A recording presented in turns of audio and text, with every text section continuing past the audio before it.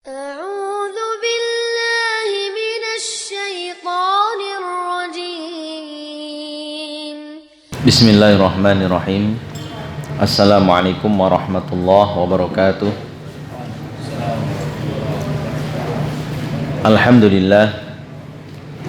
Alhamdulillahilladzi hadana lihada wa ma kunna linahtadiya laula an hadana Allah.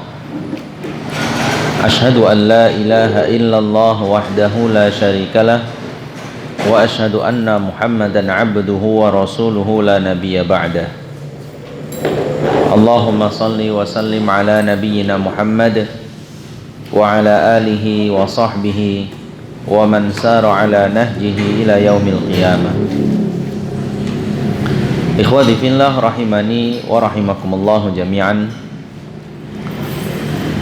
Alhamdulillah, kita bersyukur kepada Allah Subhanahu wa taala yang telah mengkaruniakan kepada kita nikmat yang begitu besar, nikmat iman, nikmat Islam, nikmat menjalankan perintah-perintahnya dan menjauhi larangan-larangannya, di mana sebenarnya Allah Subhanahu wa taala bisa saja menjadikan kita termasuk orang-orang yang kafir, bisa saja termasuk menjadi orang-orang yang tidak mendapatkan hidayah.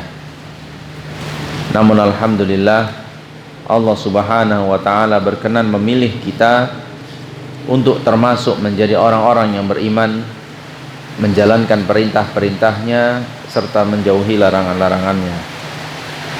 Semoga dengan semakin kita bersyukur kepada Allah Subhanahu wa taala, nikmatnya ini semakin banyak, iman kita semakin kuat, dan semoga Allah Subhanahu wa taala mematikan kita dalam kondisi sebagai seorang muslim, tidak mematikan kita dalam kondisi jahil. Ikhwati fillah rahimani wa rahimakumullah jami'an. Melanjutkan bahasan kita di dalam kitab Syarah Masail Jahiliyah, kita sampai ke masalah yang ke-37. Benar? 37. Baik.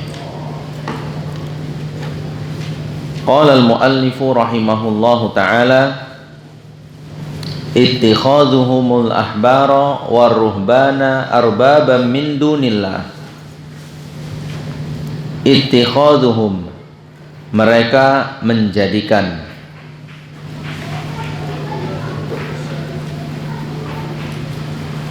al-ahbara, orang-orang ahli ilmu, war-ruhbana, dan ahli ibadah,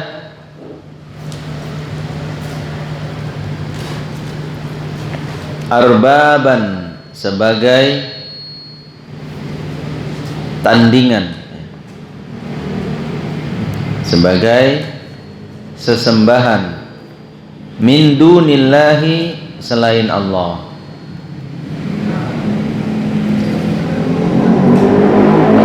Al-mas'alatu sabi'atu wa thalathuna, masalah yang ke-37, at-ta'abbudu, peribadahan, bittikhadil ahbari, dengan menjadikan ahli ilmu, warruhbani, dan ahli ibadah, arbaban min dunillahi, sebagai sesembahan selain Allah Subhanahu wa ta'ala. Ikhwati fillah rahimani wa rahimakumullah jami'an. Berkaitan dengan ayat ini, Allah Subhanahu wa ta'ala berfirman di dalam surat At-Taubah ayat 31,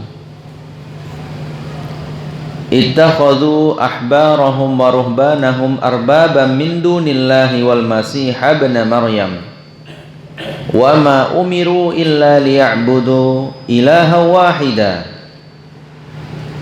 Mereka menjadikan ahbar atau orang-orang ahli ilmu, ya, ahbar di sini adalah ulamanya orang Yahudi, ya.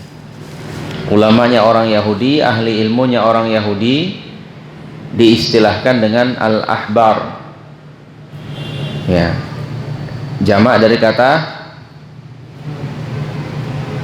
hibr, ya. Habr atau habru, ya. Habrun.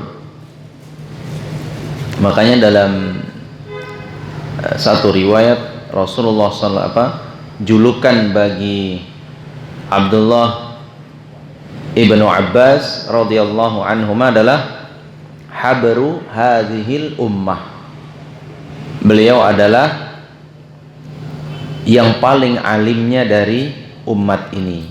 Itulah Ibnu Abbas, sesuai dengan doa Rasulullah SAW untuk beliau, ya, Allahumma faqihu fid din wa 'allimhu at-ta'wil. Ya Allah, jadikanlah anak ini orang yang faqih terhadap agamanya dan ajarkanlah kepadanya tafsir Al-Qur'an. Makanya Ibnu Abbas radhiyallahu anhuma adalah salah seorang sahabat yang menjadi rujukan dalam mentafsirkan Al-Qur'an. Ya, di antara murid-murid beliau adalah seperti Al-Imam Mujahid rahimahullahu taala dan seterusnya, yang riwayat-riwayat dari beliau ini kalau kita banyak baca di tafsir Ibnu Katsir misalnya, pasti akan dapat banyak tentang riwayat dari Ibnu Abbas, ya. Beliaulah habru hadhil ummah. Dan istilah al-ahbar ini istilah orang-orang Yahudi, menyebut tentang ulama-ulama mereka. Ittakhadhu ahbarahum, mereka menjadikan ahli ilmu di antara mereka, wa ruhbanahum. Nah, sebaliknya ar-ruhban ini adalah ubbad, ya, ubbad, orang-orang ahli ibadah dari kalangan Nasrani, ya. Jadi ruhban adalah istilah yang digunakan untuk pendetanya orang Nasrani. Ruhban dari kata rahib, ya, dari kata rahib. Nah, ikhwati fillah rahimani wa rahimakumullah jami'an, mereka menjadikan ahbar mereka dan ruhban mereka sebagai tandingan selain Allah Subhanahu wa taala. Dan begitu juga Al-Masih Ibnu Maryam. Sedangkan tidaklah mereka diperintahkan kecuali hanya untuk beribadah kepada Allah taala semata. Surat At-Taubah ayat 31. Ikhwati fillah rahimani wa rahimakumullah jami'an. Apakah peribadahan kepada ahli ilmu dan juga orang-orang ahli ibadah ini setelah mereka mati atau sebelum mereka mati? Kapan orang Yahudi ini menjadikan ahli ilmu mereka dan ahli ibadah mereka sebagai sesembahan selain Allah Ta'ala? Setelah mati atau sebelum? Sesudah mati. Sesudah mati? Tidak. Mereka sembah hidup-hidup. Jawabannya tidak. Orang yang masih hidup tapi mereka jadikan itu sesembahan selain Allah Subhanahu wa Ta'ala. Tafsir ayat ini adalah riwayat dari sahabat yang mulia Adi bin Hatim radhiyallahu anhu. Adi bin Hatim ini adalah mantan pengikut ahli kitab, ya. Beliau adalah salah seorang yang belajar tentang Alkitab. Jadi satu ketika Adi bin Hatim bertemu dengan Rasulullah SAW dalam kondisi sedang mengenakan kalung yang mainannya adalah salib terbuat dari emas, salib. Lalu kata Rasulullah SAW, Adi, lepaskan itu. Kenapa? Gitu kan? Lepaskan itu kan. Lalu beliau memberikan pertanyaan, ya Rasulullah, Allah Ta'ala firmankan, ya, Rasulullah bacakan surat ini, surat At-Taubah ayat 31 ini, Lalu Ali balik bertanya, apa yang kami lakukan? Apa yang kami lakukan terhadap ahbar dan ruhban kami? Kami nggak sujud di depannya, nggak ada. Kami nggak sujud-sujud di depan mereka. Kami nggak berdoa-doa memohon kepada mereka hal-hal yang sifatnya tidak mungkin dilakukan oleh manusia biasa. Tidak pernah kami lakukan hal seperti itu. Lalu kenapa ayat ini mengatakan kami jadikan ruhban kami atau ahbar kami sebagai sesembahan selain Allah Ta'ala? Ya. Apa jawaban beliau sallallahu alaihi wasallam? Ya, intinya adalah kalian jadikan ahbar dan ruhban kalian sebagai sesembahan selain Allah Ta'ala, dan mereka pun masih hidup. Ya, contoh yang sudah mati banyak ya, seperti di zaman kaumnya Nabi Nuh alaihi salam dan selainnya. Artinya itu lebih kepada penghuni kubur ya. Karena kalau yang di dalam kubur itu nggak mesti orang alim dan nggak mesti ahli ibadah. Acak aja, yang penting dikeramatkan jadi. Itu aja, nggak ada isinya pun di dalam bisa jadi. Nggak payah itu, karena nggak akan ada yang berani bongkar. Coba saya berani. Buat aja di situ kuburan, dah keramatkan, viralkan. Siapa yang berani bongkar apa isinya? Mau antum isi dalam bangkai kucing, bangkai tikus? Kalian pernah ceritakan kisah kan? Orang Mesir dulu. Itu dia. Padahal di dalamnya keledai. Keledai yang mereka mati, masukkan ke dalam, udah nangis-nangis di situ, doa-doa di situ, ceritakan sama orang cerita-cerita aneh tentang kuburan itu, jadi lahan cari duit. Setiap datang harus bayar sekian atau sekian. Itu cara cari duit ya, dengan cara syirik. Nah, kalau di dalam kuburan nggak mesti orang yang ahli ilmu, nggak mesti juga orang ahli ibadah. Asal dikeramatkan saja sudah bisa. Syaratnya cuma itu aja, nggak banyak-banyak. Syirik tapi ya, syirik. Maka kata Rasulullah SAW menjawab tentang pertanyaan Adi itu adalah syubhatnya di mana? Syubhatnya di mana sehingga menjadikan ahbar dan ruhban itu sebagai sesembahan selain Allah Subhanahu wa Ta'ala. Ini kaitannya masih dengan judul yang nomor 36 kemarin. Apa itu? Rasulullah SAW bertanya, wahai Adi, bukankah ketika ahbar atau ruhban kalian mengharamkan sesuatu yang jelas-jelas dihalalkan oleh Allah Ta'ala, lalu kalian ikuti mereka? Benar katanya, benar. Dan juga sebaliknya, bukankah ketika mereka menghalalkan sesuatu yang jelas-jelas Allah Ta'ala haramkan, kalian ikut menghalalkannya? Benar katanya.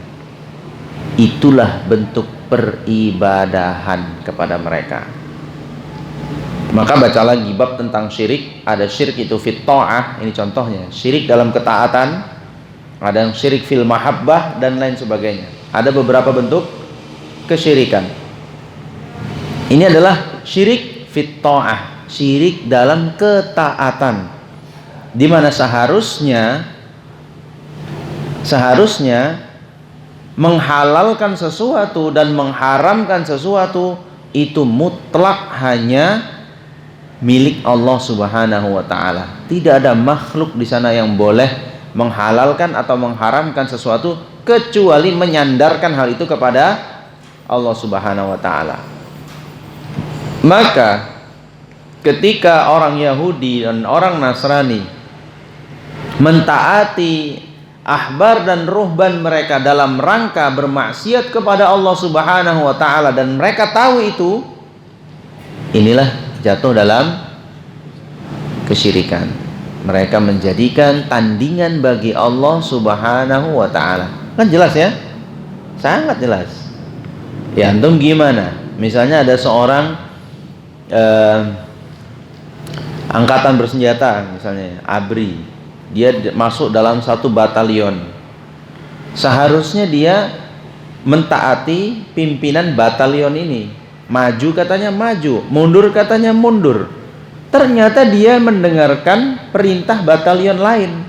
Apa namanya? Kalau nggak pengkhianat. Gimana inti batalion mana sebenarnya?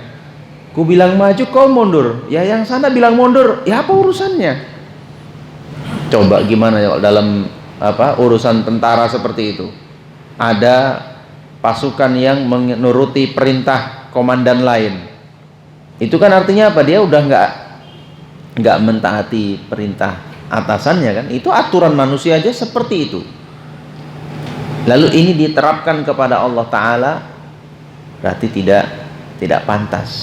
Tidak pantas. Kalau sama-sama kapten, sama-sama jenderal, masih mungkin satu level. Tapi ini makhluk, ini Allah Subhanahu wa Ta'ala yang Maha Tinggi. Tidak sebanding. Lalu ia jadikan itu sumber ketaatannya kepada sesama makhluk. Maka kaedahnya adalah la ta'ata li makhluqin fi ma'siyatil khaliq. Tidak ada ketaatan kepada makhluk dalam rangka bermaksiat kepada Sang Khalik. Maka mutlak kita mau menghalalkan sesuatu, mengharamkan sesuatu, itu berdasarkan sandaran kepada kitabullah atau sunnah Rasulnya sallallahu alaihi wasallam. Allah Subhanahu wa Ta'ala berfirman dalam surat An-Nahl ayat 116 dan 117, wala taqulu lima tasifu alsinatukumul kadhiba hadza halalu wa hadza haramun litaftaru 'ala Allahil kadhib innal ladzina yaftaruna 'ala Allahil kadhiba la yuflihun mata'un qalilun wa lahum 'adzabun alim. Jangan kalian mengatakan sesuatu yang kalian sifati dengan lisan kalian yang dusta, mengatakan ini halal, ini haram, tujuannya adalah mendustakan atas nama Allah Subhanahu wa Ta'ala. Sungguh orang-orang yang berdusta atas nama Allah Subhanahu wa Ta'ala, mengarang-arang sesuatu, mereka tidak akan meraih kemenangannya. Mereka hanya akan mendapatkan mata'un qalil, hanya mendapat bayaran yang sedikit. Tapi bagi mereka walahum adzabun alim, bagi mereka nanti azab yang sangat pedih. Bagi mereka azab yang sangat pedih. Nah begitu ikhwati fillah rahimani wa rahimakumullah. Dan memang kenapa orang-orang Yahudi itu lalu ahbar mereka, ruhban mereka berani merubah hukum-hukum Allah Subhanahu wa Ta'ala? Ya salah satunya sebabnya adalah faktor ekonomi, ya. Faktor permintaan, ya, permintaan dari pimpinan ini, permintaan dari orang kaya itu, agar ini agak dipelintir sedikit mas, kok kayaknya gitu. Makanya sekarang kan setelah para asatidzah menggaungkan tentang haramnya riba, sehingga banyak masyarakat tahu tentang haramnya riba, mereka nggak mau lagi bermuamalah dengan urusan riba.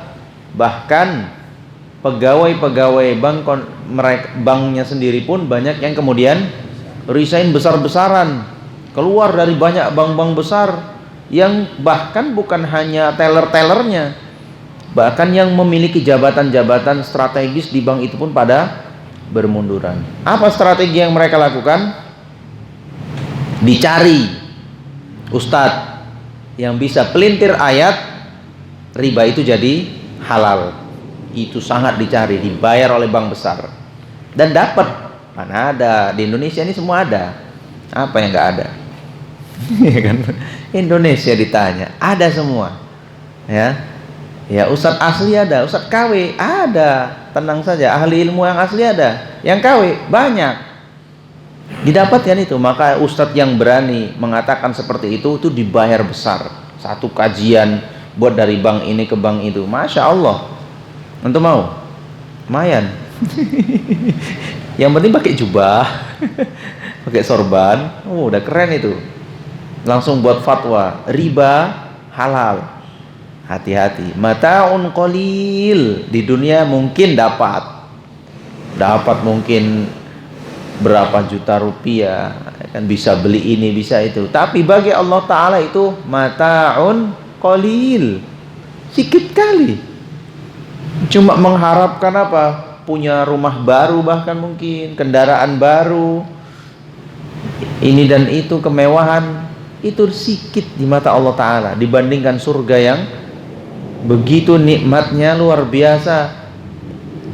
Bahkan di balik itu lahum azabun alim, akan mendapatkan azab yang pedih. Itu ikhwati fillah rahimani wa rahimakumullah jami'an. Hanya dapat yang sedikit. Kalau dunia ini, mau kita jadi pemilik dunia ini pun seutuhnya, bagi Allah Ta'ala cuma sedikit. Baca nggak kisah tentang seorang yang paling buntet masuk surga, paling buntet, paling belakangan. Dia itu apa? Kondisinya sudah jadi arang-arangnya neraka, udah gosong songsong itu, udah gelenteng gitu kan. Diangkat itu pun udah tinggal percah-percahannya lagi, karena udah terlalu lama dia di situ. Dapat syafaat pun udah dibantu syafaat ini, enggak tertolong, sehingga harus nginep beberapa lama dia di situ. Jadilah dia penduduk neraka yang paling terakhir dientaskan dari neraka. Diangkat kan, apa, arangnya itu diangkat, masukkan lagi ke danau kehidupan, tumbuh lagi lah daging segala macamnya, lengkap lagi. Wah, seneng kali dia. Wah, nengok neraka ke belakang dia, nggak ada orang yang paling lebih nikmat dari aku katanya. Paling buntet, sombong, makanya masuk neraka lama. Ngomongnya kayak gitu, nggak ada orang yang lebih nikmat lagi daripada aku. Padahal dia paling, orang udah tak kemana-mana ya kan, udah berapa lama di surga, dia baru keluar, baru dientaskan. Apa tawarannya oleh Allah Ta'ala? Salma syi'ta, minta apapun yang kau mau. Ngeri. Jago-jagoan imajinasi lah ya kan. Seberapa jauh Anda mengimajinasikan nikmat itu. Ya antum bisa bayangin, kalau itu seandainya orang tahun 80-an dulu, atau tahun orang yang meninggal zaman kemerdekaan, apa iya imajinasinya kayak kita yang sekarang? Beda ya kan? Di zaman kemerdekaan itu bisa makan telur goreng aja mungkin dah ya kan, seneng kali rasanya itu. Bisa punya rumah yang gede gaya company itu dah yang sekarang jadi museum sama kita, yang sekarang jadi gedung-gedung tertinggal di lapangan Merdeka tuh sekitarnya. Itu mungkin bagi mereka itu udah mewah banget itu kan. Saya mau kayak gedung company, saya mau punya jam Al-Roji ala company ya kan. Itu khayalan mereka mungkin seperti itu. Kalau kita sekarang apa coba imajinasinya?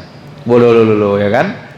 Gedung bertingkat, apartemen ya kan, mau kendaraan yang model begini. Cobalah antum imajinasikan, nggak percaya, cobalah. Ana rasa nggak sampai 1 lembar tuh penuh. 1 buat mau ini, 2 buat ini. Ana yakin mentok. Apalagi ya? Dunia kan cuma itu aja. Mau emas berapa banyak sih? 2 gunung, mau untuk apa coba juga? Mau dipakai semua? Juga enggak kan? Mau istana, beberapa dari bahan apa? Sebutinlah semua sehebat-hebat kita mau ngayal. Paling 1 lembar kertas pun belum tentu nutup. Baliklah kalau tutup itu, balikkan lagi. Sampai mentok tuh orang itu bener. Ketika Allah Ta'ala Salma syi'ta, minta apa yang kau mau. Mau ini. Wah, kegirangan ya kan, mamanya baru juga keluar dari neraka. Dia nengok nikmat surga itu kan luar biasa. Sekarang dibayangin semua gitu kan. Waktu dia di dunia dulu, wah ini. Mentok tuh. Udah, kata Allah Ta'ala kan, udah cukup. Udahlah. Itu udah paten kali tuh, orang punya kayak gitu, udah super kali itu katanya. Bayangan dia itu. Apa kata Allah Ta'ala? Ku beri 10 kali lipat. Jangan canda gitu kan. Kok canda? Jangan bercanda katanya. Ku beri 10 kali lipat. Sana, ambil tuh 10 kali lipat dari yang kau bayangkan. Itu nikmat bagi orang yang paling buntet masuk surganya.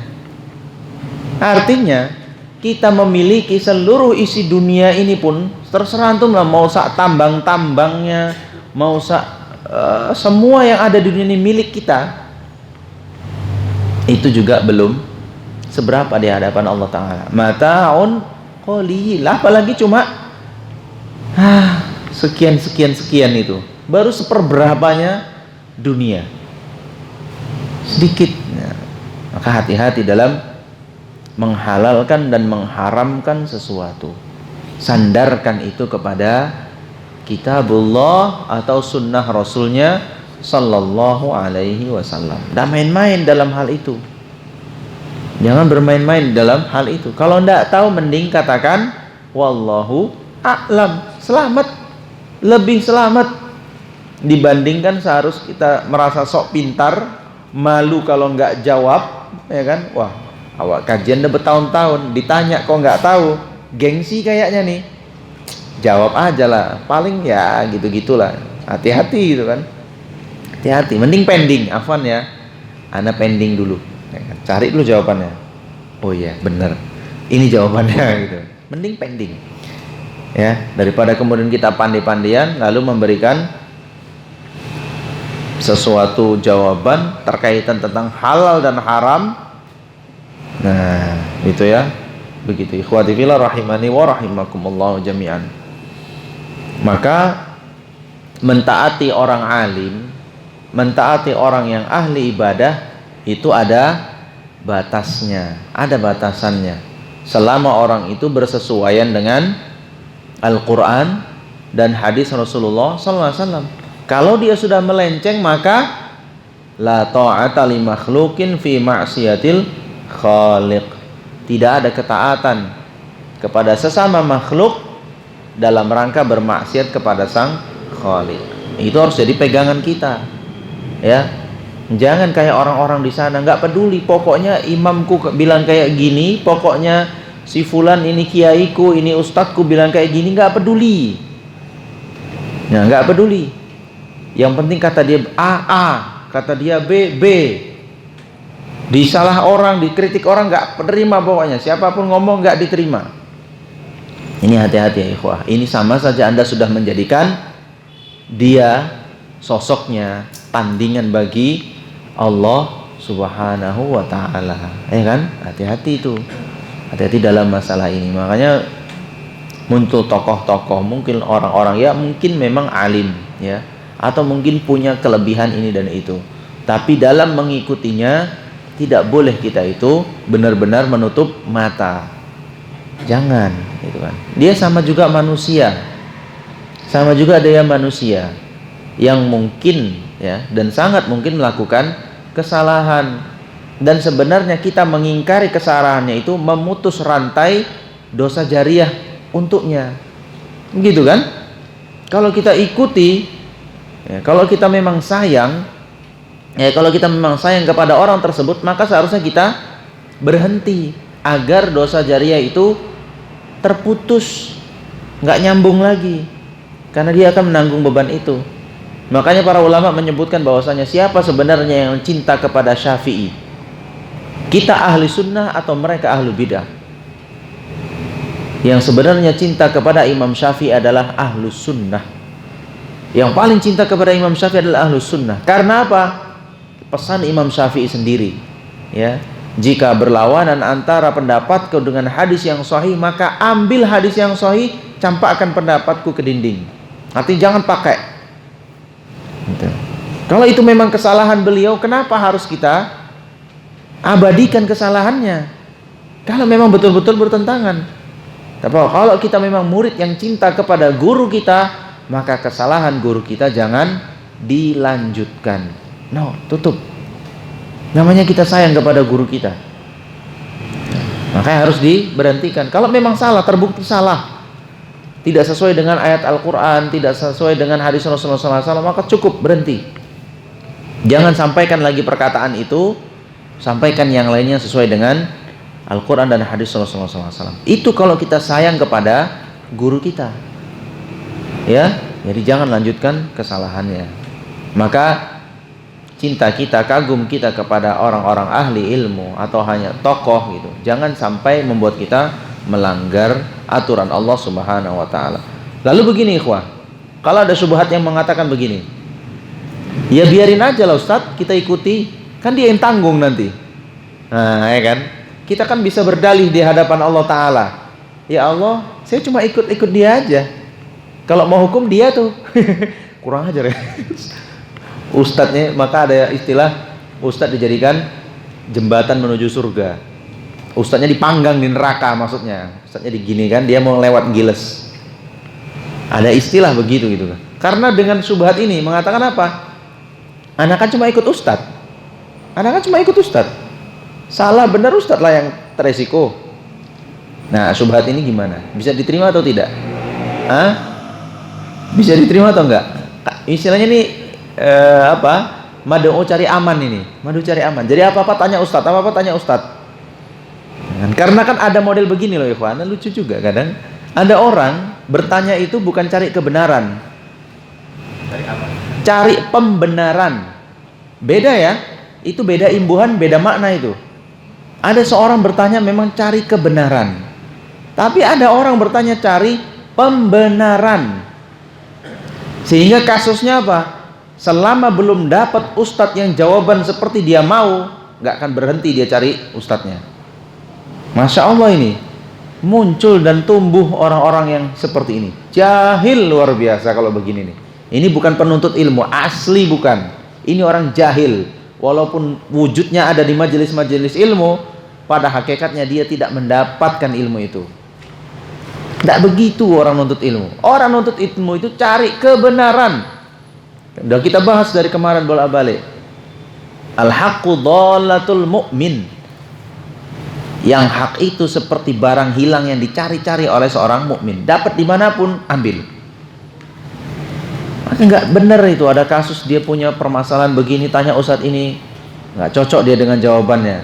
Tanya lagi ustadz ya. Kalau nggak cocoknya itu ustadznya nggak pakai dalil, ustadznya jawabnya itu kayak asal-asalan. Toib. Kalau ustadz sudah jawab dengan ayat Al-Quran, hadis Rasulullah SAW, lalu antum cari kebenaran di mana lagi coba? Nunggu ustadznya salah ngomong berarti. Tanya ustadz A, jawabannya pakai dalil, tapi masih nggak sesuai dengan jawaban. Tanya lagi ustadz B, sama kayak jawaban ustadz A, nggak patek. Jawab C, masih sama juga dengan A dengan B, sampai dapat yang E. Nah ini, ustadz ini khilafiyat katanya. Bisa nih khilafiyat ini dipakai. Masya Allah ya ikhwah, ya kan? Kalau urusannya kayak begitu, urusan mendengarkan musik saja pun ada yang menghalalkan kalau caranya begitu. Antum mau pakai dalil itu jalannya syadz. Di antara ratusan atau bahkan ribuan ulama, satu pendapat ini antum ambil, yang ribuan ini antum anggap apa? Laler lewat gitu. Masya Allah. Nah, ini hati-hati. Tidak benar ya cara mengajukan. Jadi mencari ustadz yang mendukung jawabannya. Kita bertanya itu mencari kebenaran. Jika jawabannya berdasarkan Al-Quran, berdasarkan hadis Rasulullah SAW yang sahih, maka ulama manapun yang kita tanya, kalau mereka adalah orang-orang yang berpegang teguh dengan Ahlus Sunnah, ulama Rabbani, pasti jawabannya sama. Kecuali kita yang bertanya itu memelintir-lintir pertanyaan, berusaha untuk sesuai jawabannya dengan yang diinginkan. Na'udzubillah min dzalik ya. Na'udzubillah min dzalik. Karena nanti hasilnya apa? Antum bisa terjerumus dalam menghalalkan sesuatu yang padahal haram, atau mengharamkan sesuatu yang padahal halal. Itu bahaya. Bahaya loh. Ya kan? Misalnya dalam urusan pernikahan, ya, urusan pernikahan. Ini cerai atau belum cerai, ya kan? Udah jatuh talak atau udah belum jatuh talak gitu kan. Sehingga udah cari ustadz yang membolehkan, rujuk gitu. Rujuk dia, apa nggak seumur hidup jadinya zina setelah itu? Kan zina bisa jadi setelah itu, karena sebenarnya dia sudah tidak berhak lagi untuk rujuk. Udah 3 kali pernah jatuh talaknya. Nah mungkin kasus-kasus seperti ini banyak kadang-kadang begitu. Ya kemarin kayak Ustadz Ali Nur juga cerita begitu. Udah kalau orang cekcok rumah tangga, dudukkan dulu dua-duanya, minta pernyataannya itu apa ceritanya itu. Yang lebih anehnya lagi, pagi kayaknya udah mau cerai, Sore SMS Ustadz kayaknya saya maafkan dia, rujuk lagi. Ustadznya udah puyeng mikirkan dalilnya segala macam, dengerin dia berjam-jam untuk cerita. Sore nge-WA Ustadz, kayaknya kami udah balik lagi. Ini maunya apa gitu kan? Ustadznya udah capek mikirin itu. Ya makanya dirembukkan dulu lah. Kalau urusan rumah tangga itu rembukkan dulu berdua. Apa permasalahannya? Kok kita jadi ribut? Cari solusi. Ya kan, ini gak ada, Masya Allah, ya kan? Waktu ribut kayaknya udah kau-kauan, ya kan? Mau masuk malam udah sayang-sayang lagi. Nggak bener ini namanya. Nah, ikhwati fillah rahimani wa rahimakumullah. Jadi tidak benar kalau kemudian menyatakan, ya sudah, kan saya tanya Ustadz, ya kan? Nanti Ustadz lain tanggung jawab. Ustadz yang tanggung jawab. Kami kan cuma pengikut, ya kan? Lalu nanti kami akan berdalih di hadapan Allah Ta'ala, ya Allah, saya cuma ikut dia. Kalau mau siksa, dia dong. Dia yang salah. Saya cuma ikut-ikut. Sahkah yang seperti ini? Tidak. Lihat di dalam surat An-Nur ayat 54. Allah Subhanahu wa taala berfirman, "Qul athi'ullaha wa athi'ur rasul." Katakanlah, taatilah Allah Ta'ala dan taatilah Rasulnya. Fa in tawallau jika mereka berpaling, fa innama 'alaihi ma hummila wa 'alaikum ma hummiltum. Kalau mereka berpaling, maka sesungguhnya atasnya siksa atau dosa dari yang ia lakukan, dan atasmu dosa dari maksiat yang kamu lakukan. Jadi tidak ada istilah tanggung dosa. Tidak ada, Mas. Yuk kita maksiat yuk. Aku takutlah dosa. Udah tenang aja, aku tanggung nanti dosamu. Mana ada kayak begitu. Udah nggak apa-apa, antum lakukan aja. Nanti ustadz yang tanggung dosa kalian semua. Jagoan kali, ya kan? Yang ada nanti kita berantem, ya kan? Tuduh-tuduhan. Jadi nggak ada. Masing-masing akan tanggung dosanya, dan masing-masing akan menerima siksanya sesuai dengan kadar maksiat yang dilakukan sendiri.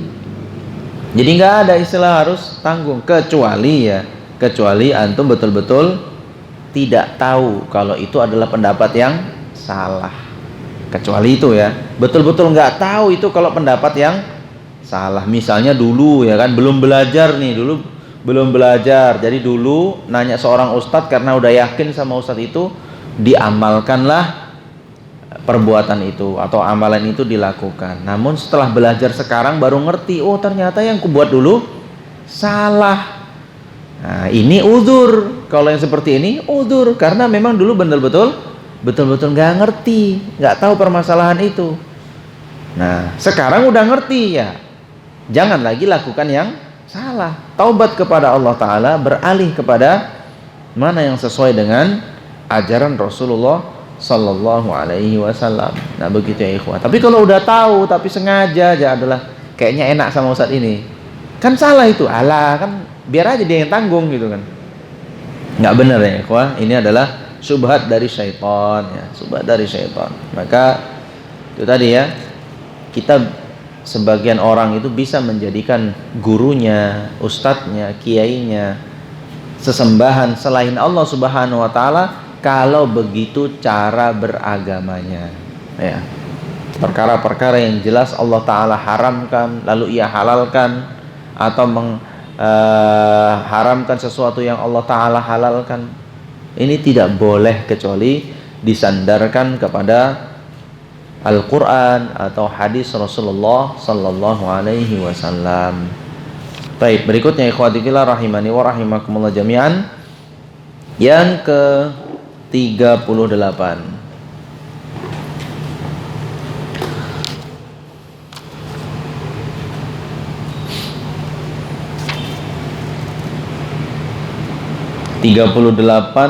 Dan 39 ini masih senada dia.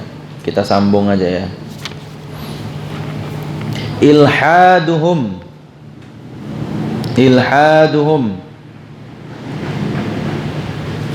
pengingkaran mereka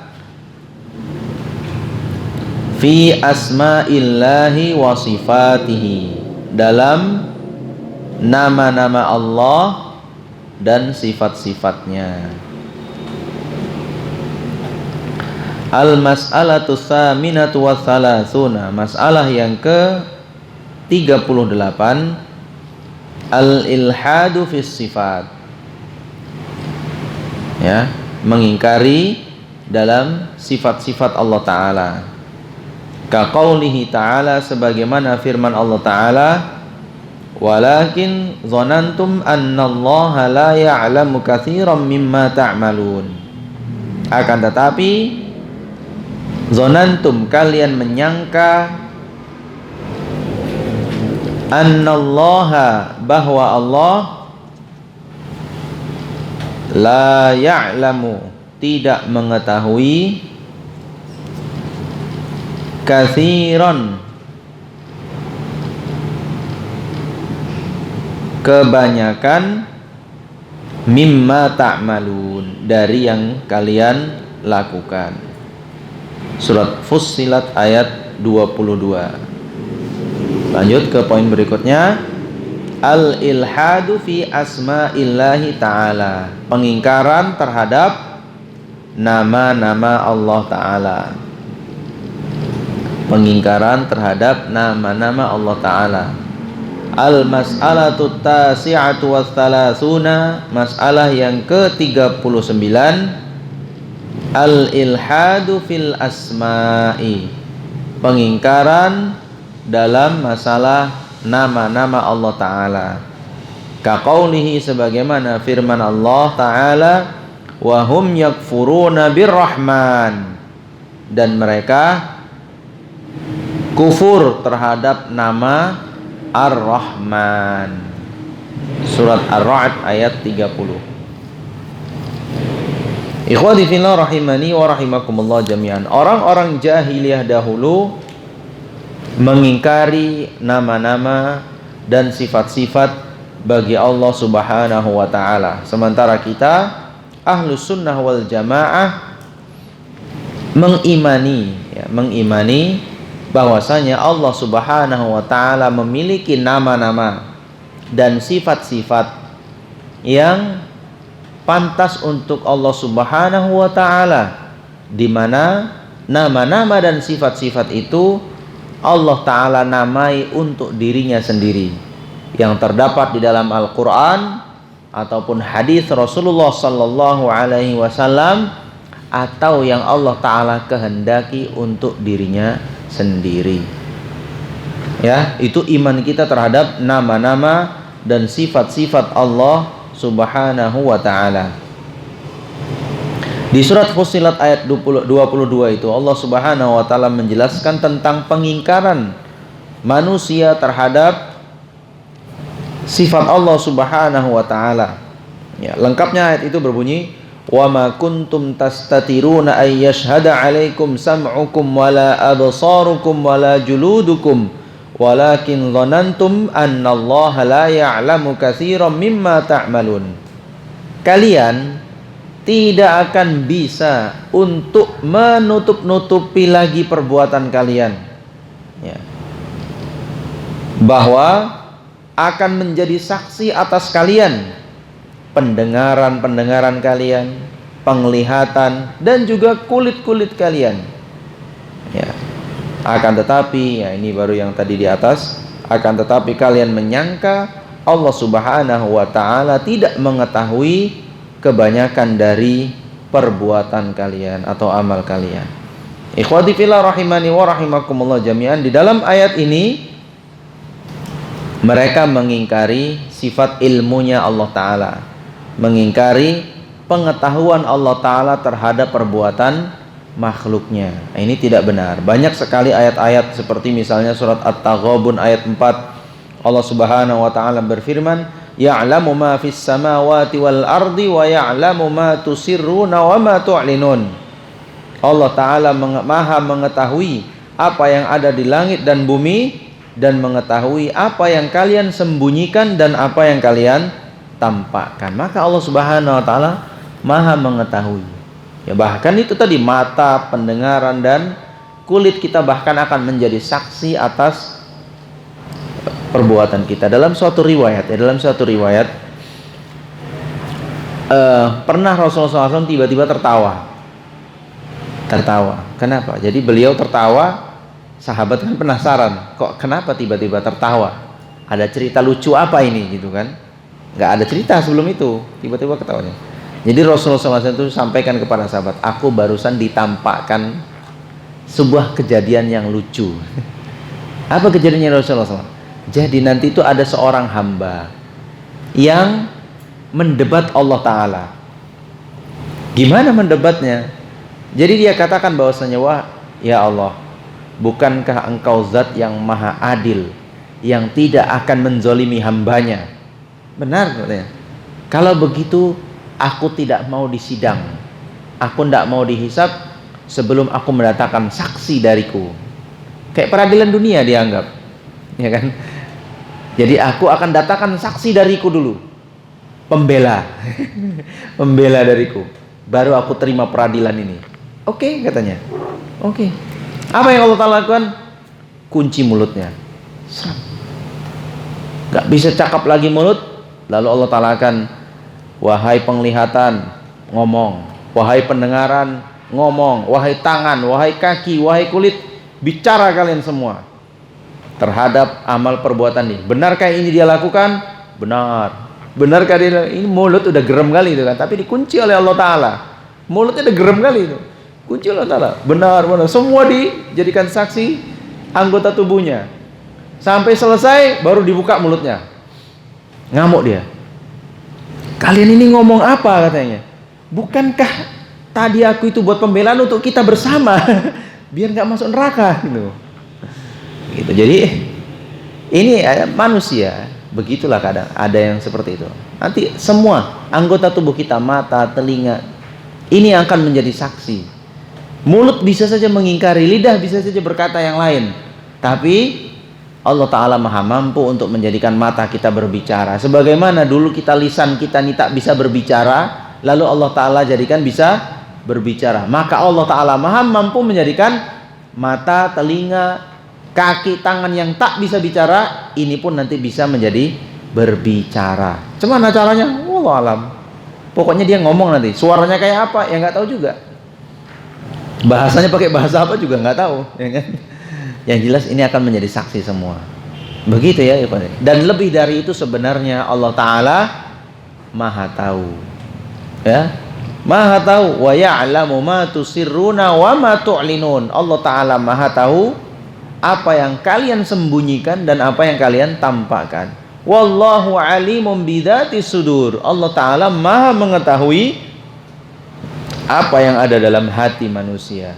Nah, jadi ilmu Allah Ta'ala itu meliputi segala sesuatu, ya.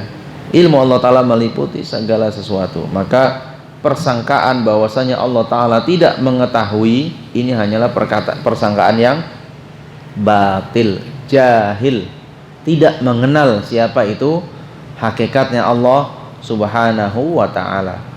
Begitu juga Allah Ta'ala punya sifat punya nama-nama yang husna, tadi sifat ya. Dan Allah Ta'ala juga punya nama-nama yang husna, ya, bagiannya seperti yang Allah Ta'ala Rasulullah SAW sebutkan, walillahi tis'un wa tis'una isman. Allah Ta'ala memiliki 99 nama. Man ahsaha dakhalal jannah. Siapa yang ahsaha, ya, diterjemahkan dengan menghafalnya atau mempelajari dan mentadabburi maknanya lalu mengamalkannya, maka siapa yang mengahsa dalam hal itu terhadap nama-nama Allah Ta'ala itu akan masuk surga. Tapi pertanyaannya, apakah nama Allah Ta'ala itu cuma 99 itu saja? Benar nggak? Benar tidak? Atau nama Allah Ta'ala itu cuma 99 itu saja? Jawabannya benar jika yang terdapat dalam Al-Quran dan hadis Rasulullah SAW. Tapi apakah cuma itu saja? Tidak. masih banyak lagi yang lainnya yang tidak Allah Ta'ala sebutkan kepada kita. Dalilnya apa? Rasulullah SAW dalam hadis yang dikeluarkan oleh Imam Ahmad, Imam Hakim, Ibnu Hibban, ya, dan disahihkan oleh Syekh Al-Albani, yaitu hadis ketika Rasulullah SAW sedang berkeluh kesah. Ini adalah salah satu doa yang kita panjatkan kalau kita dalam kondisi kesulitan, kejepit, dalam kondisi yang sangat sulit. Ini salah satu pembukaan doanya. Apa? Beliau SAW berdoa, as'aluka bikullis min huwalak. Aku memohon kepadamu dengan semua nama yang itu memang berhak milikmu. Sammaita bihi nafsak, yang nama itu engkau namai untuk dirimu sendiri. Aw 'allamtahu ahadan min khalqik, atau engkau ajarkan kepada seorang di antara makhlukmu. Ya, kalau tadi itu sammaita bihi nafsak, yang engkau namai untuk dirimu sendiri dalam Al-Qur'an. Ya, dalam Al-Qur'an Allah Ta'ala namai untuk dirinya sendiri. Aw 'allamtahu ahadan min khalqik, atau yang engkau ajarkan kepada seorang makhlukmu. Itulah Rasulullah sallallahu alaihi wasallam, ya. Aw anzaltahu fi kitabik, atau yang engkau turunkan di dalam kitabmu. Ini juga yang terdapat dalam Al-Qur'an. Aw ista'sarta bihi fi ilmil ghaibi 'indak, atau yang engkau simpan, ya, yang engkau simpan untuk dirimu sendiri pada ilmu ghaib yang ada pada sisimu. Nah, artinya itu. Jadi ada nama-nama yang memang enggak diberitahukan. Banyak lagi kita juga enggak tahu gitu. Itu haknya Allah Subhanahu wa taala. Jadi 99 itu hanya yang Allah Ta'ala kabarkan dalam Al-Quran dan hadis. Adapun nama-nama Allah Ta'ala sebenarnya itu lebih dari itu, ya. Nah, ikhwati fillah rahimani wa rahimakumullah jami'an. Orang-orang jahiliyah dahulu tidak mengimani nama-nama Allah Subhanahu wa taala. Kasus yang terjadi adalah misalnya dalam kasus perjanjian Hudaybiyah. Ya. Di kasus perjanjian Hudaybiyah. Jadi waktu itu yang bernegosiasi dan memang ahli negosiasi orang Mekah, salah satunya adalah Suhail bin Amr. Ya, Suhail bin Amr. Ini termasuk negosiator ulungnya orang Mekah.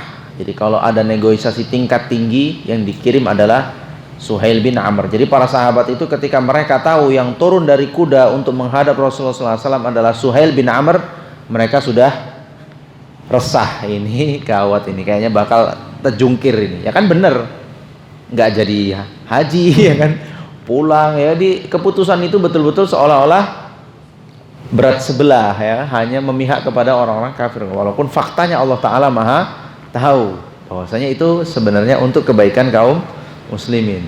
Suhail bin Amr, jadi ketika akan menuliskan perjanjian, apa kata Rasulullah SAW? Uktub bismillahirrahmanirrahim. Tuliskan kalimat pembukanya bismillahirrahmanirrahim. Di stop sama Suhail, tunggu dulu katanya. Nama Allah kami tahu, Ar-Rahman, Ar-Rahim kami nggak tahu itu. Yang kami kenal itu adalah Rahmanul Yamamah, si Rahman dari Yamamah. Siapa itu? Musailamah Al-Kadzab. Dia dipanggil Rahman di kampungnya. Yang kami tahu itu Rahman. Kalau ini Bismillah Ar-Rahman Ar-Rahim saya nggak tahu. Tulis aja Bismillah. Mau bilang apa? Oh, udah Bismillah, tadi cuma ditulis kata Bismillah saja dan seterusnya. Nah, itu mereka mengingkari nama-nama bagi Allah Subhanahu wa ta'ala. Begitu juga kejadian ketika Rasulullah SAW berdoa di sisi Ka'bah. Rasulullah memanggil dengan apa? Ya Allah, Ya Rahman, Ya Rahim, ya kan? Jadi orang kafir Quraisy yang mendengar ini lucu Muhammad ini katanya. Katanya Robnya satu, tapi yang dipanggil banyak. Ada Allah, ada Rahman, ada Rahim. Itu ada 3. Nanti besok tambah lagi. Nggak bener nih orang katanya kan. Katanya satu, tapi banyaknya yang dipanggil gitu kan. Turunlah firman Allah Ta'ala di surat Al-Isra ayat 110.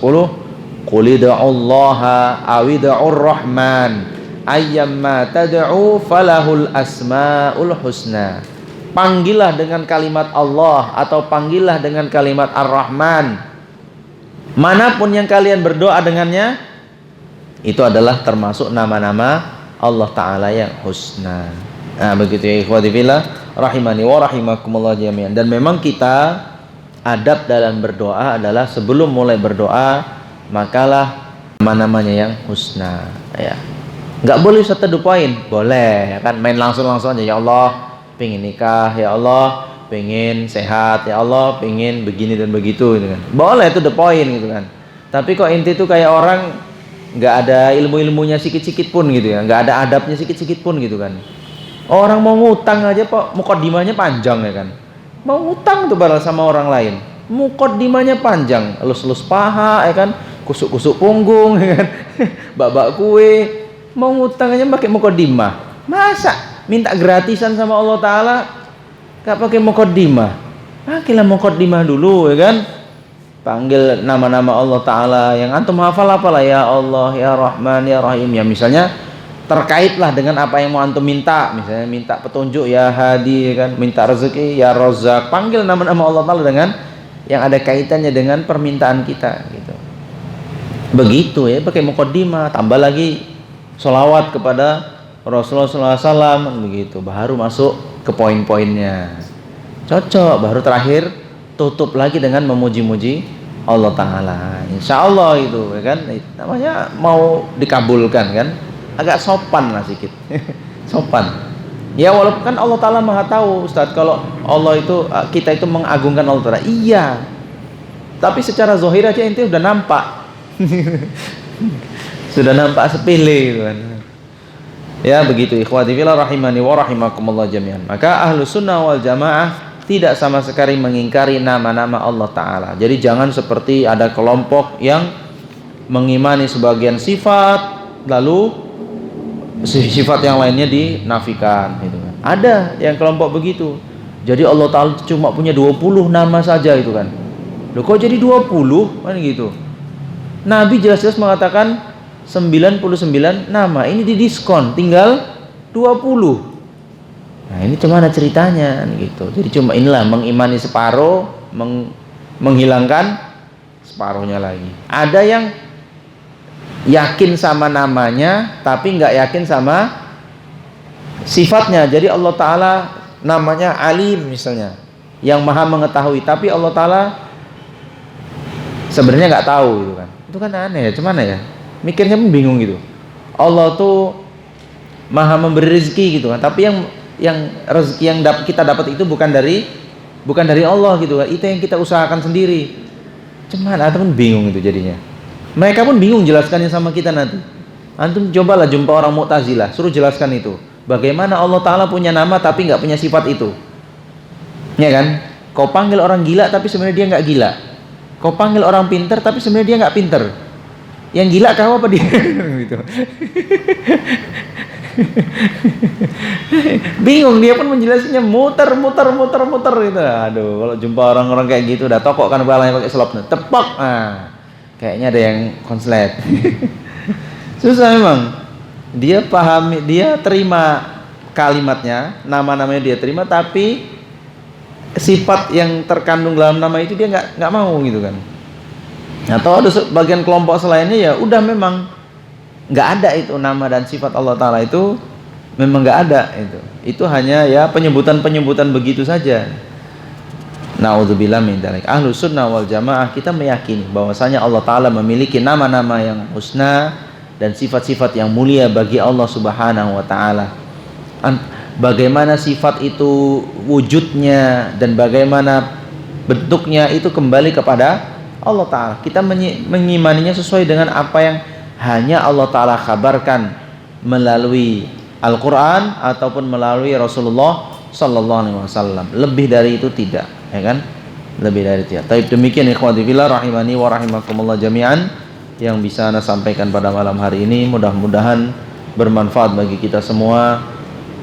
Aqulu qawli hadza wa astaghfirullah li wa lakum innahu huwal ghafurur rahim. Ada pertanyaan? Ya. Ustaz, itu tadi kalau masalah perceraian itu kan Ustaz ada menyinggung tadi kan, itu gimana Ustaz kalau dia mengucapkan bercerai tapi dalam keadaan marah. Anda mau cerai? Oh enggak ya?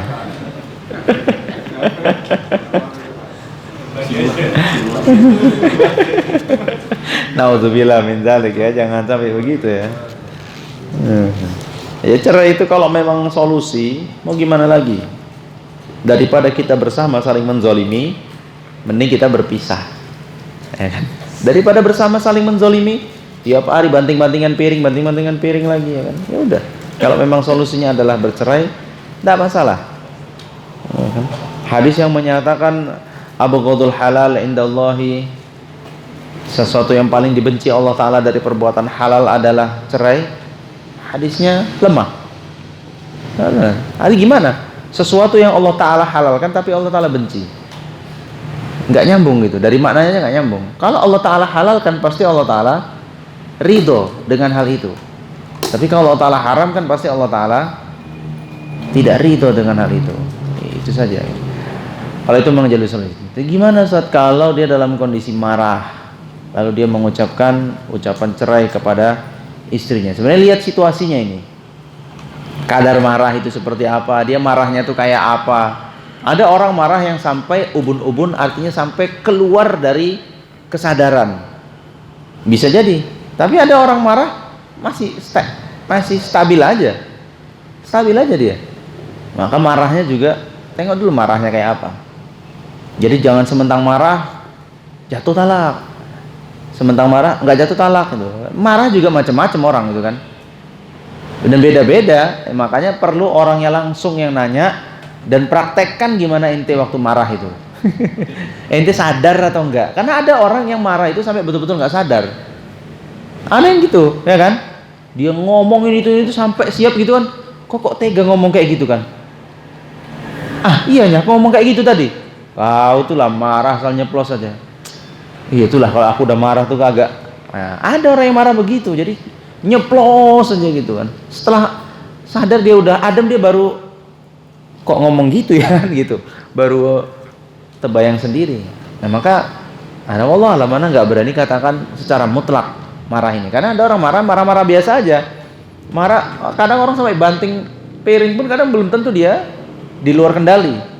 Ada yang betul dikendalikan, memang dia marah, dibanting piring, memang nggak suka dia sama piring itu.